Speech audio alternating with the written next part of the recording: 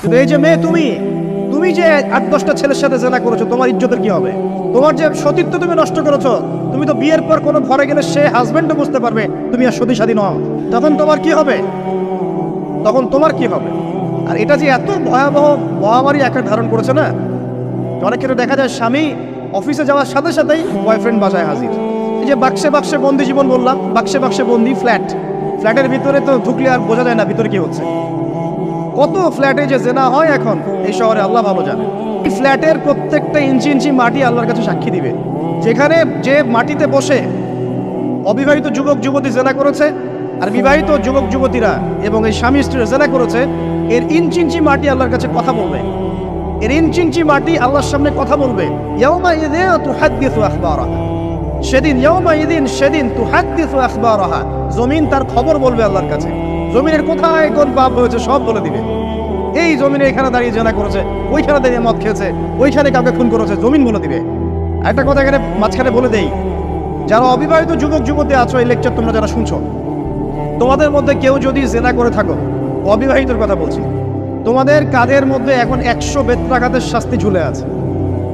সূরা নূরের 1 থেকে 3 নম্বর আয়াত পড়ে দেখবে, অবিবাহিত যুবক যুবতী যদি জেনা করে তাদের শাস্তি হচ্ছে 100 বেত্রাঘাত, তাও জনসমক্ষে, এবং এক বছরের জন্য নির্বাসন। এই বিধানগুলো যদি পৃথিবীর কোনো দেশেও না থাকে, আসমানে আছে। মরার সাথে সাথেই এই বিধান কার্যকর হবে ইনশাআল্লাহ। বাঁচার মধ্যে কি একটাই উপায় আছে। এই লেকচার কানে চলে গেছে, অনতিবিলম্বে ওযু করবে। ওযু করে খালেসভাবে রাতের শেষ রাতে জায়নামাজ বিছাবে। জায়নামাজ বিছিয়ে আল্লাহর সামনে দাঁড়িয়ে 2 রাকাত নামাজ পড়বে। পড়ে নিজের পাপের কথা স্মরণ করে চোখ দিয়ে দরদর করে পানি ফেলে দিবে। আল্লাহকে সিজদায় গিয়ে বলবে, আল্লাহ আমি জিনা করেছি, আমাকে মাফ করো। আমার এই পাপের কথা কেউ জানে না, তুমি জানো, মাফ করে দাও। এই মাফ নেওয়ার পরে আবার ওই যার সাথে করেছেন ওর সাথে আবার লিঙ্ক আপ করার চেষ্টা করেন না। আসো আমরা জেনা করেছিলাম, আসো বিয়ে করে নেই, এটা সলিউশন না। জেনা করেছেন, আগে তওবা করে ফিরে আসতে হবে, তারপরে পুরো জীবন ইসলামিক লাইফ লিড করতে হবে। আল্লাহ যদি দেখেন যে হ্যাঁ আপনি ঠিকঠাক তওবা করে আল্লাহর কথা চলছেন, আল্লাহ তখন আপনাকে নেককার স্ত্রী দিবে ইনশাআল্লাহ। এই এই এই একমাত্র রাস্তা যুবকদের জন্য এবং যুবতীদের জন্যও। যুবকরা না হলে পার পেয়ে যেতে পারে, কারণ একটা কথা সমাজে প্রচলিত আছে না, যে ছেলে মানুষের ইজ্জত তো সহজে যায় না, গোপন হয়ে গেছে, কেউ জানে না, আল্লাহ মাফ করে দিয়েছেন, সে হয়তো পার পেয়ে গেল। কিন্তু এই যে মেয়ে, তুমি যে 8-10টা ছেলের সাথে জেনা করেছো, তোমার ইজ্জতের কি হবে? তোমার যে সতীত্ব তুমি নষ্ট করেছো। তুমি তো বিয়ের পর কোনো ঘরে গেলে সে হাজবেন্ডও বুঝতে পারবে তুমি আর সতী সাদী নও। তখন তোমার কি হবে? বিবাহিত যারা আছে, এই যে দেবর আর ভাবি, এই যে শালি আর দুলা ভাই, মধুর সম্পর্ক না এগুলো? দাঁড়াও, এগুলো মধুর সম্পর্ক। দেখা যায় সুবহানাল্লাহ, এই যে আমার এখানে ফোন আছে না, আমাদের অফিসিয়াল পেজ আছে, অফিসিয়াল পেজে যত প্রশ্ন আসে দেখি ম্যাক্সিমাম জেনা কেন্দ্রিক, ব্যভিচার কেন্দ্রিক, পরকীয়া কেন্দ্রিক। একজন প্রশ্ন করেছে যে দোলা ভাইয়ের চরিত্র এত খারাপ ছিল, আর ওই মেয়ের বয়স তখন কম ছিল, 13 বছর বয়স। 13 বছর বয়সের মেয়ের দিকে সে চোখ দিয়েছে। যাকে বিয়ে করেছে তার সাথে তো সম্পর্ক আছেই, ওর সাথে তো সম্পর্ক আছে। তারপরে আপনার শালীর সাথে সম্পর্ক। এখন শালীর সাথে তার 2 বছর ধরে সম্পর্ক করার পর সেগুলোর ভিডিও ধারণ করে তাকে ব্ল্যাকমেইল করছে যে যদি আমার সাথে খারাপ কাজে সে রাজি না হয় তাহলে এই ভিডিওগুলো ভাইরাল করে ফেলবে। এই যে অনলাইনের যুগ, এখন তো মানুষ নিশ্চিন্তে মানুষ যে একটা প্রাইভেট লাইফ লিড করবে সেটাও করতে পারে না। প্রাইভেট লাইফের সব কিছু রেকর্ডেড হয়ে যায়, হয় না? এটা একটা ফিতনা, মহাফিতনা। এন্ড সে রেকর্ড করেছে, এইভাবে ব্ল্যাকমেইল করে এই শালীর সতীত্ব নষ্ট করলো। 1 বছর 2 বছর না, 3 বছর ধরে। এখন এই মেয়ে প্রশ্ন করছে পেজের মধ্যে যে এখন তার মানসিক অবস্থা এতই খারাপ, সে জিজ্ঞাসা করছে আমি যদি আত্মহত্যা করি তাহলে আমার পাপ হবে কিনা। এই মেয়েটা যদি আপনার বোন হতো কি করতে না? আল্লাহ না করুক এই মেয়ে যদি কারো মেয়ে হতো তাহলে কি করতে না?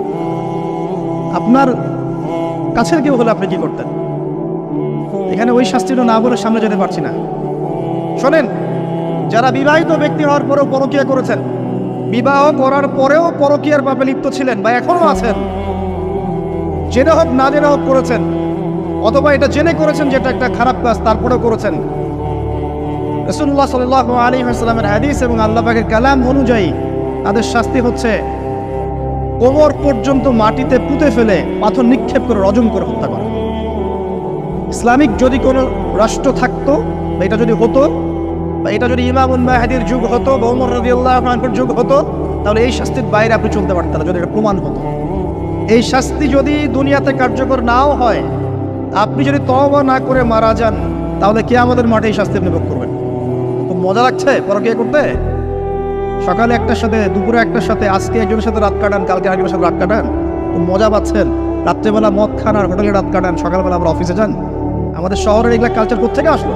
এই শহরকে পবিত্র করবে কে, এবং এই শহরের আসল রূপগুলো স্পষ্ট করবে কারা? খুব মজা পাচ্ছেন এগুলোতে। সুবহানাল্লাহ। একটা বিষয় বুঝাই, ইসলামে কেসাস আছে। কেসাস, মনে করেন আমাকে কেউ হত্যা করেছে, আপনি তাকে হত্যা করতে পারেন। মনে করেন আপনি কাউকে হত্যা করেছেন, ঠিক আমাদের লজের মধ্যে কেউ যদি কাউকে হত্যা করে তাকে ফাঁসি দেওয়া হয় না, এরকমই কেউ যদি কাউকে হত্যা করে, ইসলামের বিধান কেসাস করা, মানে হাতের বদলে হাত, চোখের বদলে চোখ, কানের বদলে কান, নাকের বদলে নাক, জানের বদলে জান, যদি প্রমাণ হয়। কিন্তু এখানেও হত্যাকারীর বাঁচার সুযোগ আছে। কিরকম? মনে করেন আপনি আমার পরিবারের কাউকে হত্যা করেছেন, আল্লাহ না করুন।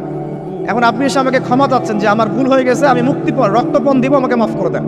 এখন আমাদের পরিবারে কি আপনাকে বললো ঠিক আছে আপনাকে মাফ করে দিলাম, আপনার কেসাস করার দরকার নেই, আপনি রক্তপণ দিয়ে দেন, তাহলে আপনি বেঁচে থাকার সুযোগ পেলেন। মানে বুঝতে পারছেন? একটা হচ্ছে মুক্তাদ। মনে করেন কেউ ইসলামের কিছু বিষয়কে অস্বীকার করেছে, তাকে জেলখানায় বন্দি করে রাখা হবে, সুযোগ দেওয়া হবে যে আপনি কি এগুলো জেনে শুনে বলেছেন নাকি এর উপর অটল থাকবেন না ফিরে আসবেন। সে যদি বলে না আমি তওবা করলাম, আমি এগুলো থেকে ফিরে আসলাম, ও বেঁচে থাকার অধিকার পেয়ে গেল। কিন্তু বিবাহিত ব্যক্তি যারা ব্যভিচার করেছে, বিবাহিত ছেলে বা মেয়ে ব্যভিচার করেছে, তওবা করে যদি ফিরেও আসে, রজমের শাস্তি থেকে বাঁচার কোনো সুযোগ নেই। আল্লাহর কাছে ক্ষমা চান, ইস্তেগফার করেন। জেনার ফলশ্রুতিতে সমাজে মহামারী নেমে আসে। জেনা, পরকীয়া, অশ্লীলতার কারণে সমাজে এমন সব রোগ ব্যাধির উদ্ভব হয় যেগুলো কখনো ছিল না। এই শহরটা জেনার শহর। আমাদের এই ঢাকা শহর জেনার শহর। আপনাকে এটা বোঝার জন্য আমার লেকচার না শুনে আপনি পেপার পত্রিকা ঘাটেন, অনলাইন সার্চ করেন, দেখবেন এই শহরে আনাচে কানাচে জেনা হয় এবং ওপেন জেনা হয়, মানুষ জেনাকে হালাল মনে করে। এই শহরের যুবক যুবতী যারা একে অপরের সাথে বয়ফ্রেন্ড গার্লফ্রেন্ড কালচারে লিপ্ত আছে, এটাকে তারা হালাল মনে করে, কেউ হারাম মনে করে না। কত বড় সাহস দেখায়। আর রাস্তা দিয়ে আমরা হেঁটে গেলেও বয়ফ্রেন্ড গার্লফ্রেন্ড এসে আমাদেরকে সালাম দেয়, হুজুর আমাদের জন্য একটু দোয়া করেন। তো প্রত্যেকটা পার্কে পার্কে যাবেন, এই যে আপনাদের রেস্টুরেন্টগুলোতে যাবেন, দর্শনীয় যে স্পটগুলো সেখানে যাবেন, দেধার সে জেনা হচ্ছে, জেনা আর জেনা। আমি এই যুগের কথাই বলছি। নবী সাল্লাল্লাহু আলাইহি ওয়াসাল্লাম বলছেন, আমাদের নবী বলছেন, আমার উম্মতের একটা অংশ, সবাই না, আমার উম্মতের একটা অংশ অবশ্যই জেনাকে হালাল করে নেবে, অবশ্যই মদকে হালাল করে নেবে, মদ পান করবে কিন্তু মদের নাম অন্য দিবে, এবং তারা গান বাজনা বাদ্যযন্ত্র নর্তকীদেরকে হালাল মনে করে নিবে।